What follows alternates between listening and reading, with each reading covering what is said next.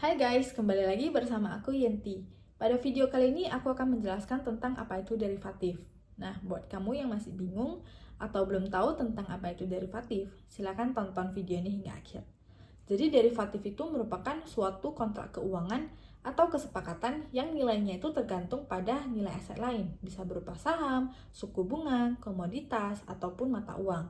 Jadi kita itu bukan membeli aset fisik tersebut secara langsung, tetapi kita membuat perjanjian berdasarkan harga barang itu.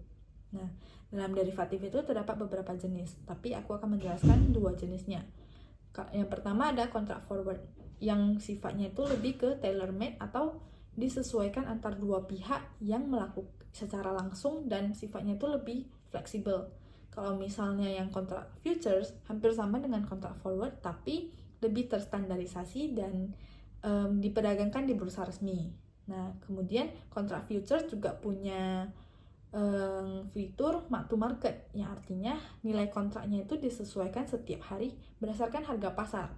Nah, jadi dari penjelasan aku, maka bisa kita ketahui bahwa kontrak futuresnya ini memiliki resiko gagal bayar yang lebih rendah dibandingkan kontrak forward karena memiliki lembaga penjamin.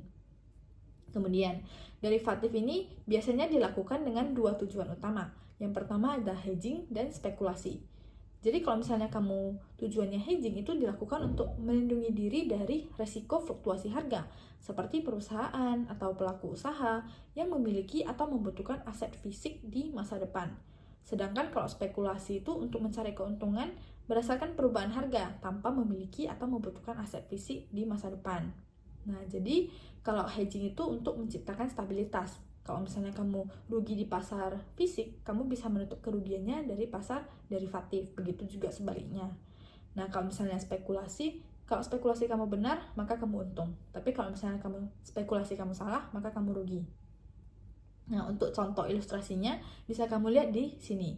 Contoh 1 tujuannya untuk hedging, dan contoh 2 tujuannya untuk spekulasi.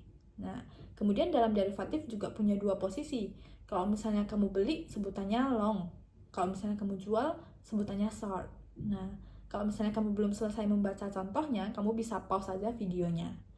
Nah, sebagai penutup, berdasarkan penjelasan aku dari awal hingga akhir, bisa kita simpulkan bahwa derivatif ini bukan tentang memiliki aset, tetapi tentang bagaimana kita bisa mengelola resiko dan memperoleh peluang dari resiko tersebut. Nah, sekian penjelasan aku tentang apa itu derivatif. Terima kasih telah menonton video ini hingga akhir, dan semoga bermanfaat. Bye!